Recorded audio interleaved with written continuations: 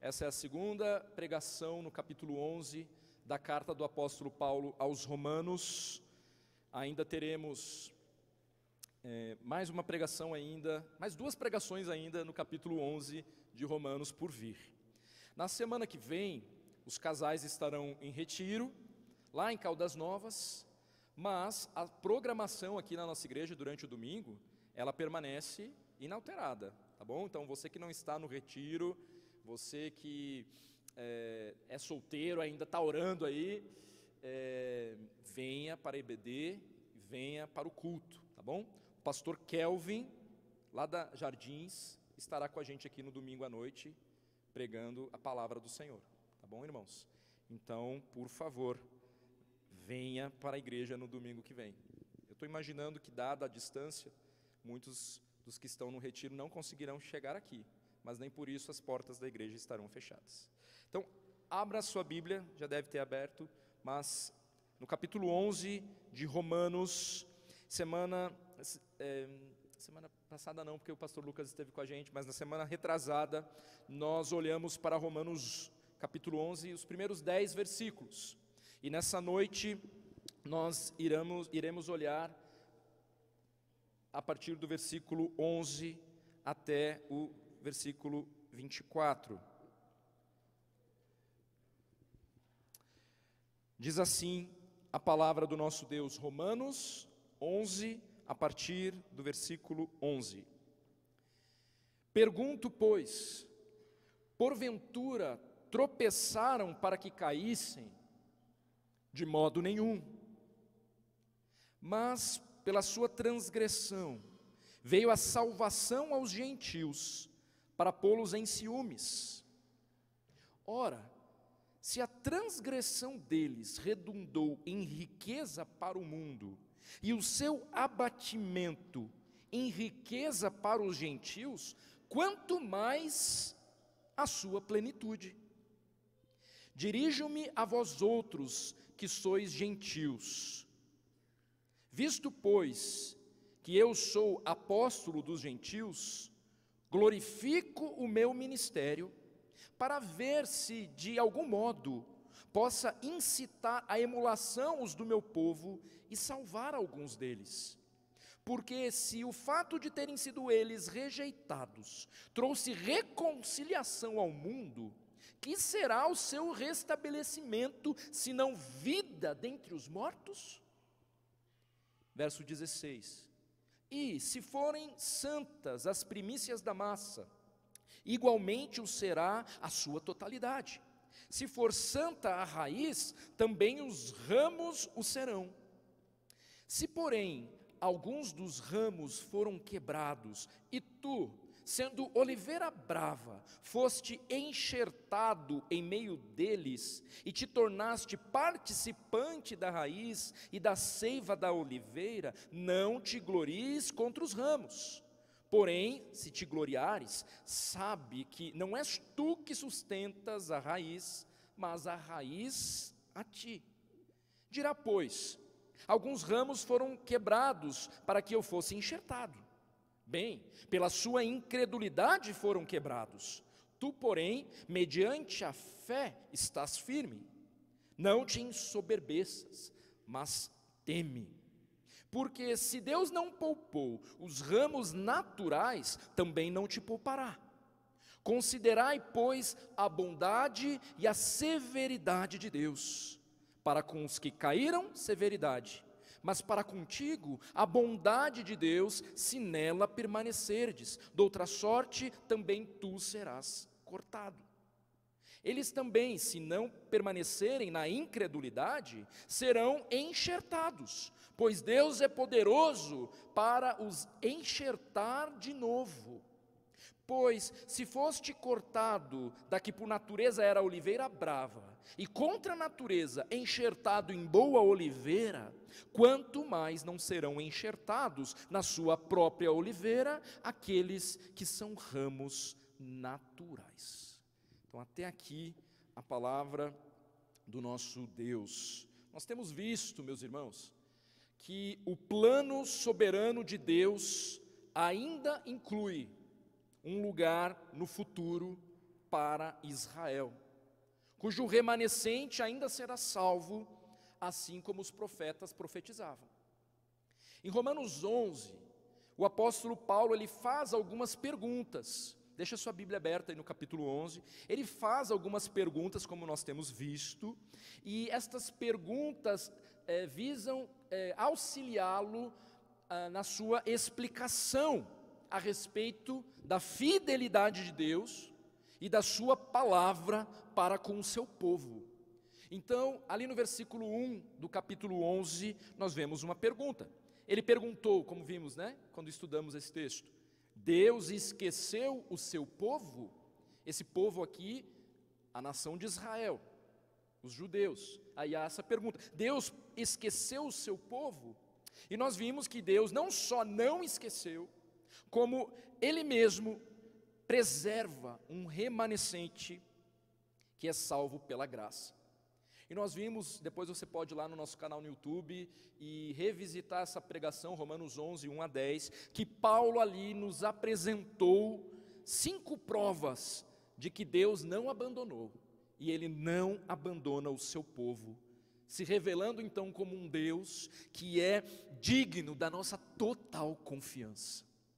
Então, de cara, uma aplicação que nós já vimos na outra pregação, mas que ela permanece, porque a gente continua olhando o capítulo 11, é de que a maneira e as promessas que Deus, a maneira como Ele se relaciona com Israel, e as promessas que Deus estabeleceu sobre este povo, isso nos ensina e nos instrui sobre um Deus que é digno da nossa total confiança, que aquilo que Ele prometeu, Ele há de cumprir. E aí isso sim, chega até nós de uma maneira maravilhosa, saber que estamos diante de um Deus todo-poderoso, capaz de cumprir de fato as suas promessas, apesar de nós. E no verso 11, nós temos uma segunda pergunta, que nós lemos no texto de hoje. Ele continua, primeiro ele perguntou, Deus esqueceu o seu povo?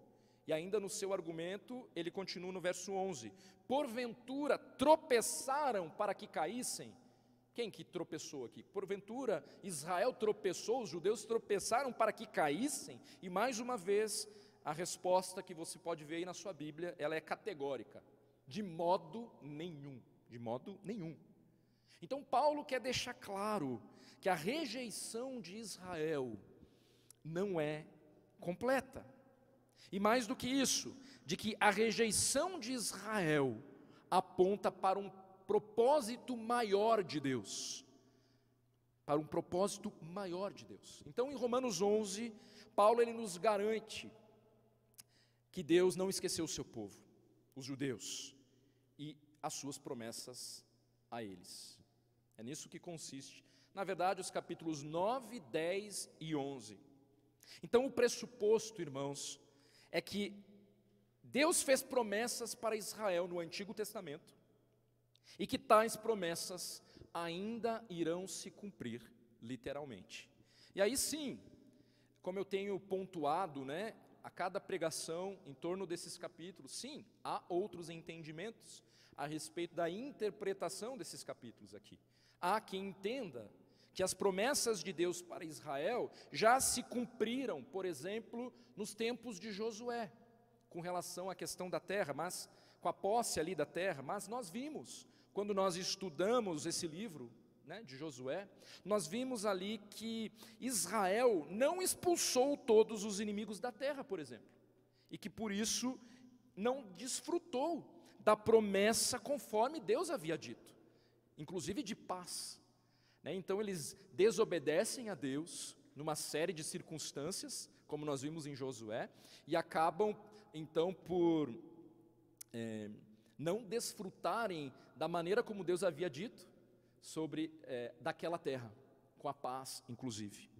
Então, mas há quem pense que sim, já se cumpriram ali nos tempos de Josué as promessas a respeito da terra. E no que se refere à promessa de Deus ao rei Davi, de um descendente assentado no trono, para alguns, Jesus, quando ele ressuscitou e ascendeu aos céus, ao chegar nos céus, para alguns, é como se ele então se assentou no trono, e que este trono celestial seria ali o trono de Davi. Ou seja, há quem entenda que há sim um futuro para Israel, mas que esse futuro ele não se relaciona a uma restauração nacional, envolvendo a posse da terra, envolvendo um descendente assentado no trono, literalmente. Para esses, a igreja substituiu Israel. Então há quem tenha esse entendimento. E hoje, então, para esses, é como se nós estivéssemos vivendo, então, um milênio que, portanto, não é literal.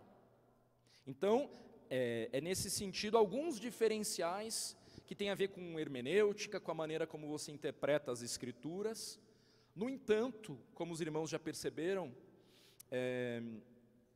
o Antigo Testamento, ele, de Isaías a Malaquias, todos os profetas ali, ele prevê, de forma longa e até detalhada, um reino vindouro de Deus na terra, em que a nação restaurada de Israel, em sua terra, debaixo do Messias, ela será liberta de forma espetacular de todos os seus inimigos e vai desfrutar de muitos benefícios visíveis, espirituais, políticos, sociais e materiais. Então, ou seja, as promessas que Deus fez para Israel se cumprirão de uma forma literal. Então, Romanos 11 contribui para esse entendimento. E aí, cada ponto da nossa mensagem hoje vai apontar para esta verdade. Então, ok. Mas quem pensa diferente de mim, como é que faz, pastor? Bom, irmãos, nós temos que ter maturidade espiritual para compreender que existem divergências teológicas e que nem por isso nos separam daquilo que nos une, que é Cristo Jesus. Então eu entendo desta maneira. Há outras questões que são inegociáveis e que não tem como nós darmos as mãos só porque a pessoa está falando Jesus, cruz, pecado, porque ferem, são heréticas, inclusive. Bom, o primeiro ponto, então, da nossa mensagem, que nos ajuda a compreender que as promessas de Deus para Israel se cumprirão de uma forma literal, eles aparecem nos versículos 11 e 12. O tropeço de Israel, então, não é definitivo, e não só isso, esse tropeço, que basicamente é o que esse tropeço de Israel, irmãos? Basicamente o Messias vem e eles rejeitam esse Messias. Cristo Jesus vem e eles rejeitam. Então, o tropeço de Israel não é definitivo, porque inclusive, como nós veremos, Deus cumpre com um plano soberano, com seu plano soberano, para a salvação de judeus e de gentios. Então, os versos 11 e 12, novamente. Pergunto, pois, porventura tropeçaram para que caíssem? De modo nenhum. Mas, pela sua transgressão, veio a salvação aos gentios, para pô-los em ciúmes. Ora, se a transgressão deles redundou em riqueza para o mundo, e o seu abatimento em riqueza para os gentios, quanto mais a sua plenitude. Então, em outras palavras, a disciplina de Israel é definitiva? De modo nenhum. E Paulo argumenta, então, que a disciplina divina sobre Israel tem como objetivo um plano maior de Deus. A disciplina divina visa a salvação. De quem? Dos gentios. Quem são os gentios? Todos aqueles que não são judeus. Nós somos gentios. O tropeço de Israel serviu, no fim das contas, num plano soberano de Deus, para alcançar gente de toda tribo e nação, como assim será, conforme o plano soberano do nosso Deus. Então, agora é claro que esse plano de Deus não visa só a salvação dos gentios, mas visa também a própria salvação dos judeus, porque Deus fez promessas para o povo, para a nação de Israel. Eles não vão ficar perdidos, como de fato, como nação, se encontram hoje. Não que não tenha nenhum judeu que não esteja se convertendo no dia de hoje a Cristo Jesus, como seu Senhor, como seu Salvador. Então, irmãos, o endurecimento de Israel é fruto da sua transgressão. A nação, então, de certa forma, ela perdeu a sua posição, vamos dizer assim, privilegiada diante de Deus, e o evangelho foi então pregado também aos gentios. E é nesse sentido, então, que Paulo escreve que a transgressão deles, olha aí os versos 11 e 12, que a transgressão deles redundou em riqueza para o mundo. Porque aí então, como nós lemos até em Atos, né? Paulo ali, ele se achega, e aí então os judeus repudiam aquela mensagem, não é verdade? Não é isso que acontece? E Paulo fala o quê? Ali nós lemos no início do culto, Atos 13, e fomos até 14, versículo 1. Eu fiz questão de colocar o versículo 1 do capítulo 14, por quê? Porque primeiro nós vemos aquele movimento dos judeus ali, e aí então eles falam, peraí, então nós vamos agora, é isso? Pois então nós vamos aqui para os gentios. No entanto, o primeiro versículo do capítulo 14 mostra Paulo em uma outra cidade fazendo, qual é o primeiro movimento que Paulo faz? Ele vai para uma sinagoga. Então, apesar desse movimento de tipo assim, vocês não querem a mensagem, então nós nos voltamos para os gentios, em nenhum momento Deus se esqueceu dos judeus, porque imediatamente Paulo já está lá pregando numa sinagoga, né? E geralmente era o primeiro movimento de Paulo, pregar na sinagoga, e depois ele ia para as praças, pregando então para os gentios. Então, é nesse sentido que Paulo escreveu, né, que a transgressão deles redundou em riqueza para o mundo e o seu abatimento em riqueza para os gentios. Então Paulo aqui ele aponta para um propósito, tendo em vista a rejeição em Israel. E como eu tenho dito aqui, uma rejeição que não é definitiva. Deus tem planos futuros ainda, em virtude das suas promessas. Então o plano de redenção, irmãos, o plano de redenção de Deus mostra que Deus, Ele está no controle o tempo inteiro. Quando nós pensamos em salvação, o que está em correspondência ao plano de salvação de Deus é um Deus soberano que tem o controle de tudo, sobre quem será salvo e sobre quem não será salvo. Quando, desde antes da fundação do mundo, o que só se dá mediante a fé em Cristo Jesus. E só se o Senhor realmente intervir, porque nós estamos completamente mortos, né? Estamos mortos nos nossos delitos, nas nossas transgressões. Então, o plano de redenção mostra que Deus está no controle, especialmente quando a gente vai olhando para essa tragédia que ocorreu com Israel quando eles rejeitaram o Messias, mas Deus não perdeu o controle. Ele usa até mesmo situações muito difíceis, e no caso aqui a queda, né, de Israel, esse tropeço de Israel, para trazer muitas vitórias. Então Deus é isso, Ele tem o controle de todas as situações, até das mais difíceis, mais complicadas. Então, com as nossas vidas, irmãos, é claro que não é muito diferente. Quando tudo parece perdido, nosso Deus aparece como aquele que tem o controle de todos os acontecimentos. E isso nos encoraja a confiar, mesmo que no meio das dificuldades. Por quê? Porque Deus está realizando os seus propósitos soberanos na história e na sua vida. Muitas vezes nós enfrentamos momentos difíceis na nossa caminhada, mas nós devemos lembrar que Deus pode usar, e certamente usará, até essas situações para cumprir os seus propósitos de graça sobre as nossas vidas. Então, com relação a esse tropeço de Israel, nós devemos trazer essa perspectiva para entender isso, que Deus está agindo na história, e mesmo quando o homem vira as costas para Ele, tudo, no fim das contas, converge para Cristo, tudo converge para a glória de Deus. De modo que até mesmo quem vai para o inferno, de alguma maneira, glorificará o nome de Deus, porque lá no inferno, a plena justiça de Deus, ela é estabelecida, e ela é evidenciada. Então, irmãos, essas questões de Deus agindo no meio das dificuldades e a sua soberania é justamente o que ocorreu com Israel para o benefício dos gentios. A transgressão de Israel levou a cabo o plano soberano de Deus de salvar os gentios. E isso nos faz lembrar, portanto, dos desígnios de Deus na história, mas também nas nossas próprias vidas. Deus está no controle dos detalhes das nossas vidas, da sua vida, meu irmão. E até mesmo então as nossas falhas, elas não escapam. E em sua fidelidade, Deus não nos abandona. Deus não nos abandona. É claro que Ele não é o autor do pecado. Eu e você somos culpados pelos nossos pecados.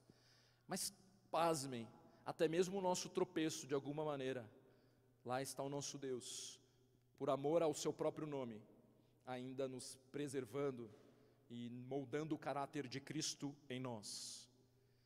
O versículo 12, ele aponta então para um futuro em que haverá um pleno restabelecimento. Paulo descreve uma espécie até de contraste aqui. Se a transgressão redundou em riqueza para os gentios, se eles terem negado o Messias resultou em que os gentios ouviram e creram, quanto mais a sua plenitude.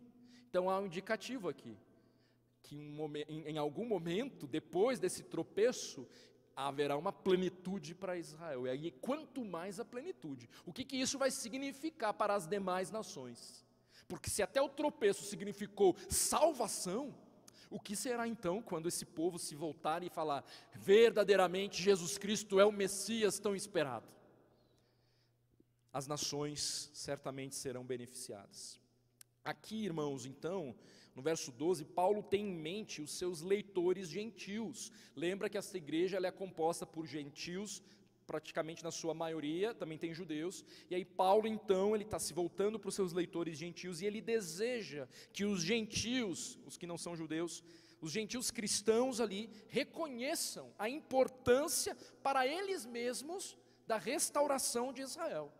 E uma vez que a transgressão resultou em salvação, imagine então o que irá acontecer quando esse mesmo Israel, que rejeitou o Messias, se voltar para ele, o reconhecendo como Salvador. Então, no plano de salvação de Deus, Israel acaba sendo um instrumento, ainda que tropeçando, para que os gentios se voltem para o Messias.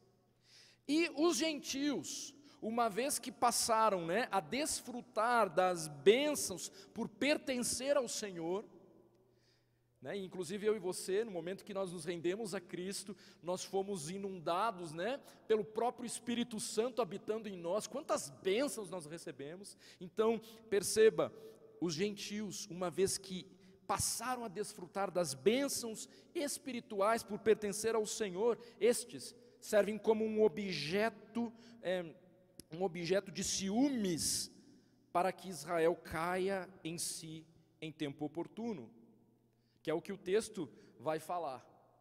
Inclusive, no versículo 13, Paulo ali nesse sentido também de ciúmes, porque ele vai falar o quê? Visto que sou apóstolo para os gentios, orgulho-me do meu ministério, na esperança de que de alguma forma eu provocar ciúme em meu próprio povo e salvar alguns. Então, o propósito ministerial do apóstolo Paulo sempre considerou o evangelho para judeus e para gentios. Ele faz questão, inclusive, de ressaltar aqui a sua ênfase aos gentios. Ele fala, apóstolo para os gentios. Ele faz questão de ressaltar isso com o objetivo de alcançar os seus compatriotas, que também eram judeus. E ao mesmo tempo, então, ele passa a exortar os gentios para que esses não pensem que ele, o apóstolo Paulo, está menosprezando os judeus, ou que Deus tenha esquecido dos judeus. Por quê? Porque alguns gentios aqui, eles poderiam argumentar que o próprio Paulo, apesar de ser judeu, havia desistido do seu povo e se voltado apenas para os gentios. Mas Paulo afirma aqui que ele se dedica com zelo no seu ministério junto aos gentios, e ele vai com força e proclamando o evangelho entre os gentios, na esperança de que alguns dos judeus fossem conduzidos a Cristo, olhassem e vissem, mas espera aí, essas promessas são para nós. Então, perceba que o próprio ministério do apóstolo Paulo também aponta para essa realidade, de que, ao se voltar para os gentios, Deus tinha o intuito de não desprezar Israel. Muito pelo contrário. Ao se voltar para os gentios, no meio de toda essa treta que ocorreu aí, Deus tinha um objetivo de que Israel caísse em si. E meio que com ciúmes, olhasse e visse, mas espera aí, isso aí, essas promessas eram para mim. O que está acontecendo aqui? E aí, caindo em si, retornando, reconhecendo o Messias. Coisa que já fizeram? Não fizeram até hoje. Não fizeram até hoje. Eles aguardam o Messias. Não estão aguardando o Messias até hoje? Estão aguardando o Messias até hoje. Então, uma vez que Paulo tem esse ministério, que se volta para isso, fica claro então as intenções de Deus de não abandono das suas promessas para com Israel. Então, irmãos, esses versículos, o 11 e o 12, eles apontam para a graça derramada sobre os gentios por causa da incredulidade de Israel. E não aponta só para isso, também aponta para a promessa de bênçãos ainda maiores para os gentios quando Israel retornar ao Senhor, se apegar ao Senhor Jesus Cristo. Então, Deus ainda está trabalhando, claro, com os gentios, e sim, há conversão de judeus, mas apenas um pequeno número, mas ainda há um futuro profético para Israel, o que Paulo, ele pretende ainda deixar mais claro na sequência do nosso texto. Nós já vimos alguns argumentos contundentes aqui nos versos 11 e 12, e Paulo continua então, e o segundo ponto da nossa mensagem tem a ver com isso. O tropeço de Israel, ele não é definitivo. Deus os restabelecerá em virtude de suas promessas. Com um errinho aqui, eu acho. Em virtude de suas promessas. Deus os restabelecerá em virtude das suas promessas. A previsão do restabelecimento de Israel como fonte de bênçãos se dá no verso 15 em diante. Porque se o fato de terem sido eles rejeitados trouxe reconciliação ao mundo, verso 15, que será o seu restabelecimento, senão vida dentre os mortos? Irmãos, sempre foi o plano de Deus que a bênção de Israel fluísse para todas as nações. Quando nós olhamos, por exemplo, em Gênesis capítulo 12, nós vemos ali, abra sua Bíblia em Gênesis 12, 1 a 3, Gênesis 12, verso 1 a 3,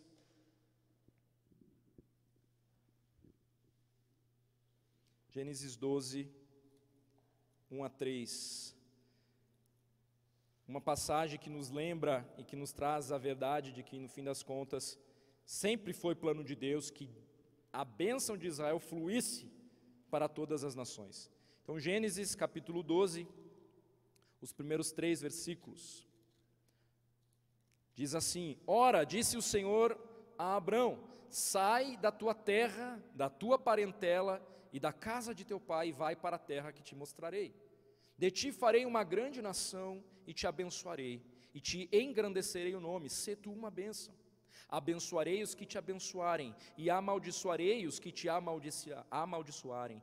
Em ti serão benditas todas as famílias da terra. Em ti serão benditas todas as famílias da terra.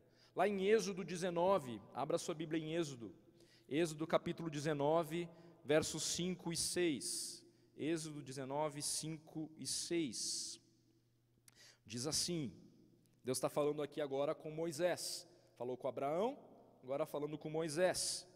Agora, pois, se diligentemente ouvirdes a minha voz e guardardes a minha aliança, então sereis a minha propriedade peculiar dentre todos os povos, porque toda a terra é minha.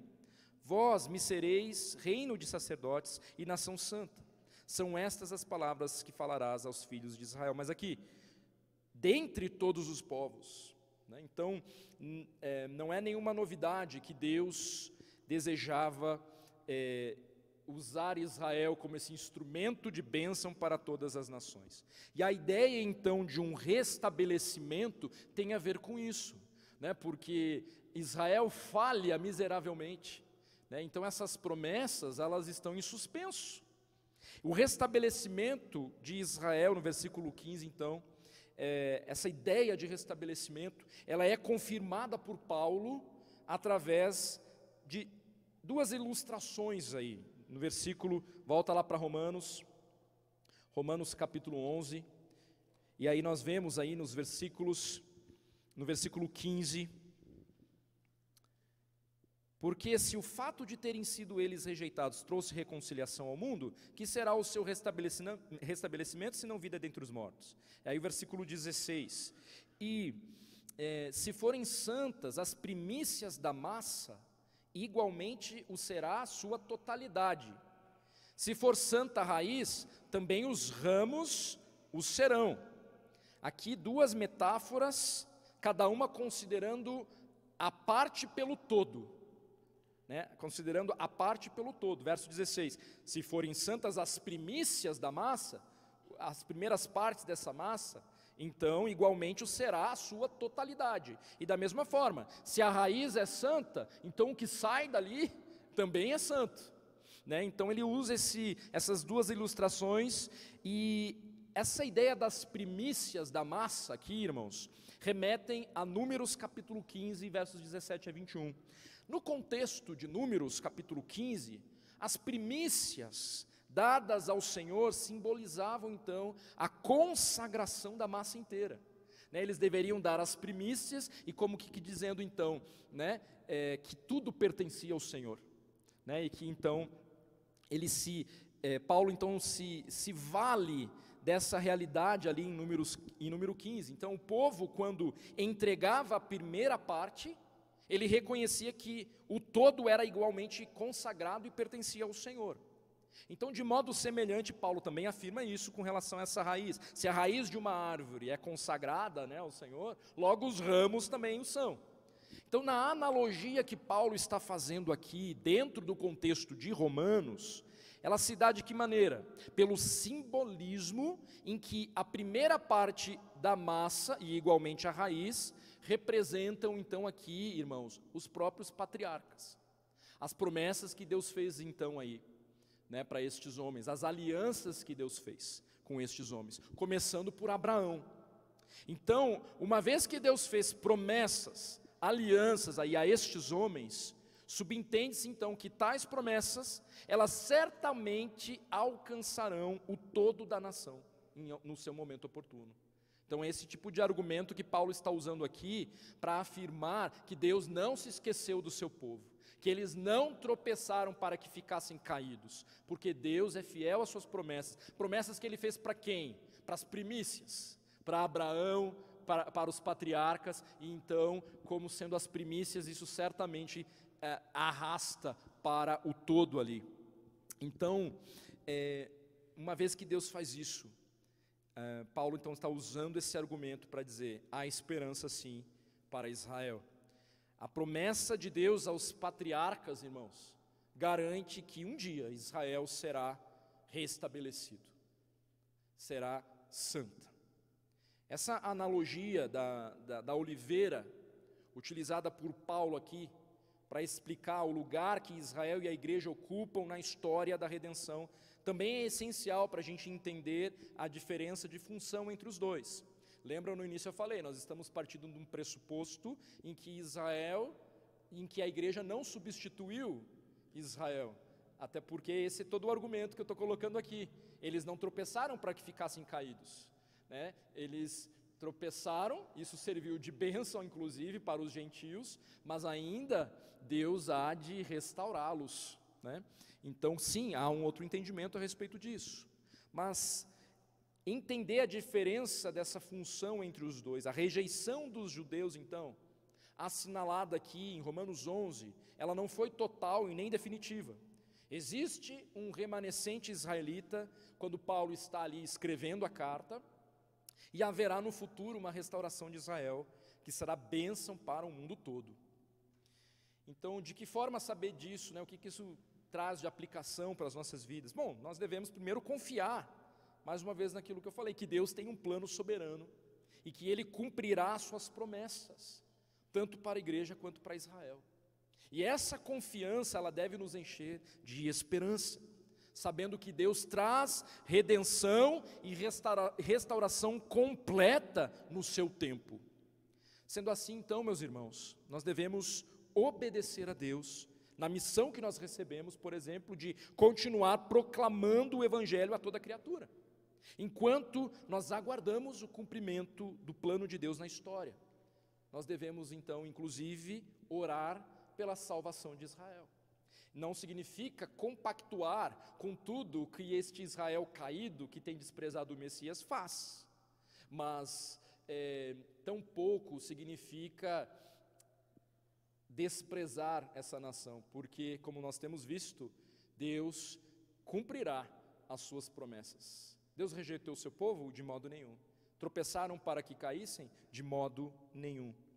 Então, sim, nós devemos orar pela salvação de Israel, crendo que a restauração de Israel, que se dará por causa de Cristo e através de Cristo, porque esse é o único caminho, será uma vitória para o mundo.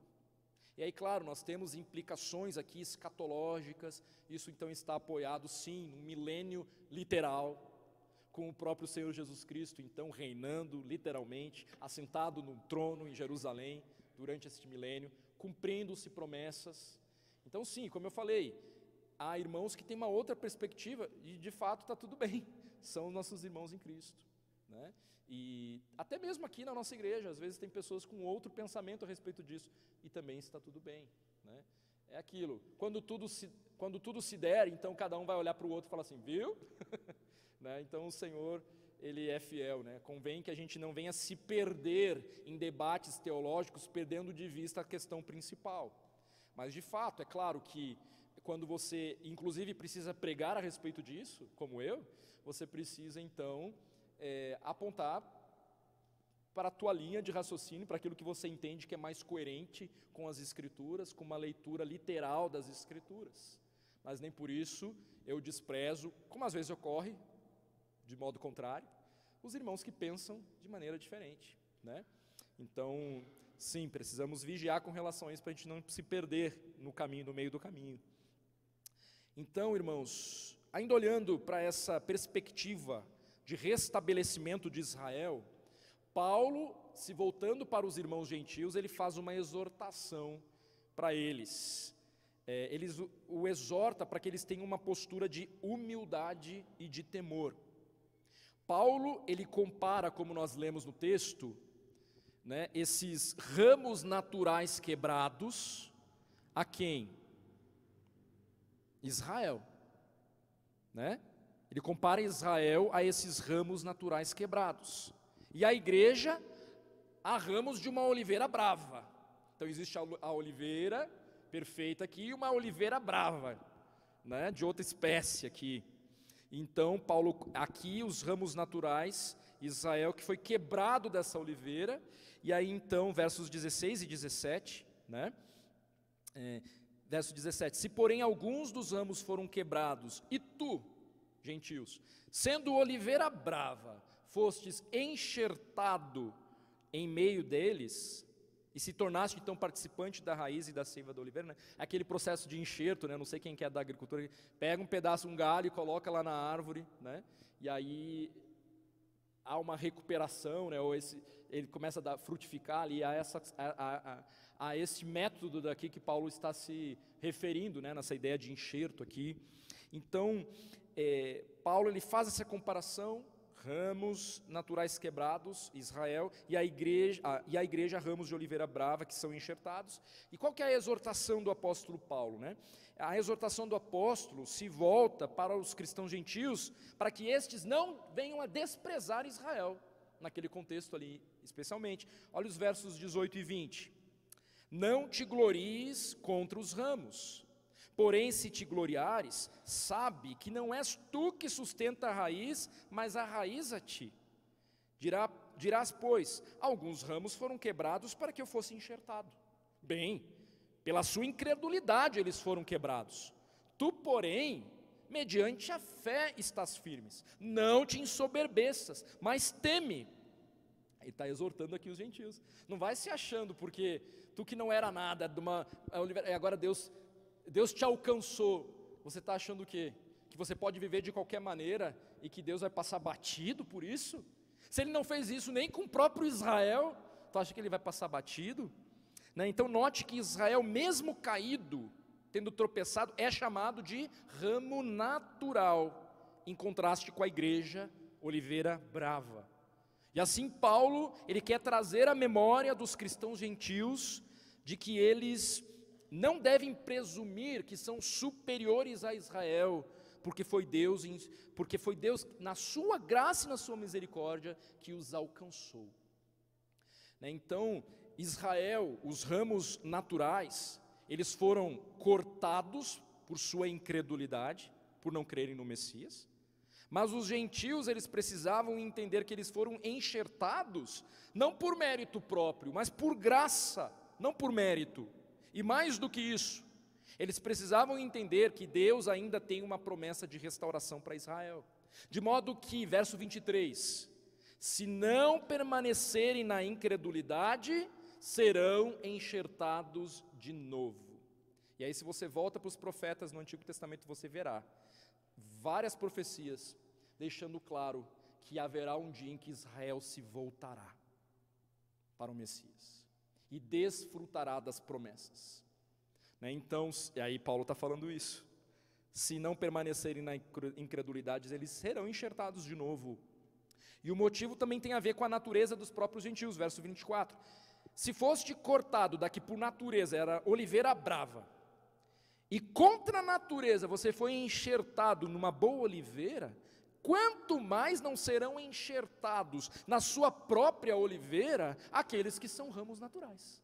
Se tu, que era uma toiceira brava, vingou aqui, quanto mais quando esse povo se voltar e for então novamente enxertados, essa árvore não vai reconhecê-los com muita facilidade. Certamente há de reconhecer. Então é isso que Paulo está dizendo aqui. Então, gentios, não se ensoberbeçam, ou não pensem que Israel então já não tem mais nenhuma validade, porque Deus cumprirá suas promessas, sim, de acordo com o seu propósito redentivo. Então, irmãos, Paulo, ele exorta os gentios a uma postura de humildade. De fato, alguns foram quebrados, e Deus cumpre o seu plano enxertando os gentios, alcançando os que não eram povo, versículo 19. E Paulo deixa claro no verso 20, pela sua incredulidade é que eles foram quebrados. Tu, porém, tu acha o quê? Foi mediante fé que você está firme. Não te ensoberbeças, mas tema. Então Paulo, ele convoca os seus irmãos gentios a andar em humildade e em temor, porque a salvação que receberam foi pela graça, e portanto deveriam reconhecer que eram totalmente dependentes da bondade de Deus. Mas apesar disso, importa que eles perseverem até o fim, firmados em Cristo Jesus. Deus espera que cada um de nós, e espera de nós uma resposta de fé, irmãos, genuína e contínua. Do contrário, ficará claro que não fomos de fato encontrados por Ele. Então sim, ninguém perde salvação, mas o que Ele está alertando é assim: uma vez que você pertence ao Senhor, viva de modo digno da vocação a que você fosse chamado, porque com o Senhor não se brinca, com o Senhor não se brinca. Então, Deus espera de nós uma resposta de fé genuína e contínua. Se estamos em Cristo, então nós devemos sim, irmãos, nos fortalecer a nossa fé diariamente, pelos meios estabelecidos por Deus, por meio da oração, da leitura das Escrituras, da comunhão com os outros crentes. A fé verdadeira, ela é viva e crescente, e nunca estagnada.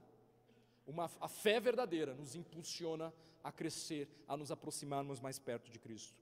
No entanto, o que garante a nossa posição diante de Deus não são os nossos méritos, mas é Cristo Jesus.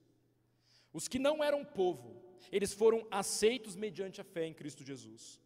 Os que eram povo foram rejeitados, por não crerem no Filho de Deus. Assumir uma postura, então, de humildade diante de Deus, significa aceitar que nós, como homens pecadores, precisamos de um Salvador, e que esse Salvador é Jesus Cristo, Filho de Deus. Ninguém é aceito por Deus por viver uma vida de boas ações, por ter nascido em um lar cristão, pelo muito fazer. Nós não merecíamos absolutamente nada, e nós, gentios, que estávamos sem promessas, muito menos. Mas Deus, no seu plano soberano, Ele nos alcança, de modo que da mesma forma como nós fomos alcançados, de uma forma improvável, da mesma forma Deus, na sua grande misericórdia, haverá de voltar o coração de Israel para Cristo no tempo oportuno, porque Ele é fiel às suas promessas, e por consequência, diante de toda a tribo e nação. Então Romanos 11, irmãos, nos mostra que Deus tem um plano soberano, e Ele está no controle da história da redenção. Nada surpreende Deus, e Ele usa todas as coisas para cumprir os seus propósitos. Nós confiamos nesse plano, mesmo quando não entendemos todos os detalhes. E é com base nisso então que nós podemos abandonar a ansiedade e a dúvida sobre o futuro e confiar que Deus tem um plano perfeito para a sua igreja, para Israel e para o mundo. Então, acima de qualquer polêmica teológica que esse texto coloca em pauta, importa que nós devemos, como igreja, crescer em humildade, em fé, perseverança e confiança na soberania de Deus, vivendo o Evangelho de forma prática. Então, confiança, perseverança, a missão de proclamarmos o Evangelho a todas as nações, incluindo inclusive intercessão pela salvação de Israel, confiança nesse plano soberano, são algumas aplicações que nós podemos tirar de tudo que temos conversado aqui nessa noite. Então, Romanos 11 coloca em evidência a soberania de Deus, Deus no controle da história da redenção, a fidelidade dele e as suas promessas, Deus cumprindo as suas promessas para Israel e para a igreja, um chamado à humildade, até mesmo porque não conseguimos compreender todos os caminhos de Deus quando pensamos no modo como a salvação se dá e por que Deus decidiu que assim fosse. Então, humildade para reconhecer a nossa limitação e a aceitação. Nos curvamos diante desse plano soberano de Deus. Confiamos no plano divino. E de fato nós podemos confiar no plano perfeito de Deus para o mundo. Cristo Jesus, Ele voltará e cumprirá suas promessas. E todo o joelho se dobrará diante dEle. E isso nós não temos dúvida. O que é certo, Ele voltará. Ele cumprirá suas promessas. Como você estará quando o juiz bater a porta? Aqueles que estão sem Cristo perecerão pela eternidade no inferno. Mas aqueles que estão em Cristo podem descansar no plano soberano de Deus, que por grande misericórdia resolveu abrir os nossos olhos para que a gente cresça e tivesse então vida plena. Ele é fiel, o seu amor é um amor leal. Nós vamos, se Deus permitir, testemunhar, pelas suas promessas. Vamos orar, meus irmãos. Obrigado, meu Deus, pela tua palavra. Um texto difícil, complexo, mas aqui nós nos refugiamos na tua soberania, sabendo, Deus, que a tua palavra ela é viva e eficaz para ministrar aos nossos corações. Ao olhar para tudo isso, talvez a gente não consiga compreender em sua totalidade cada detalhe de como tudo se dará, mas nós reconhecemos que o Senhor é o Senhor da história, que o Senhor é o dono da salvação, é o teu plano. Então o Senhor há de cumprir definitivamente cada parte do teu plano, diante de todo olho. Toda língua confessará, todo joelho se dobrará. Obrigado pela tua grande salvação. Nós que estávamos totalmente perdidos, mortos, e o Senhor então abriu os nossos olhos, nos alcançou, nos redimiu, nos santificou, para que tivéssemos nova vida e verdadeira esperança. Então, Deus, continua endireitando as nossas veredas para a honra e glória do Teu nome, que assim seja. E Deus, também clamamos e intercedemos por Israel, pedimos por essa nação. Ó Deus, abrevia esses dias. Maranata, ora vem, Senhor Jesus. Nós ansiamos pelo Teu retorno, pelo cumprimento das Tuas promessas. Por favor, meu Deus, tem misericórdia. E assim oramos pelo nome santo de Jesus. Amém e amém.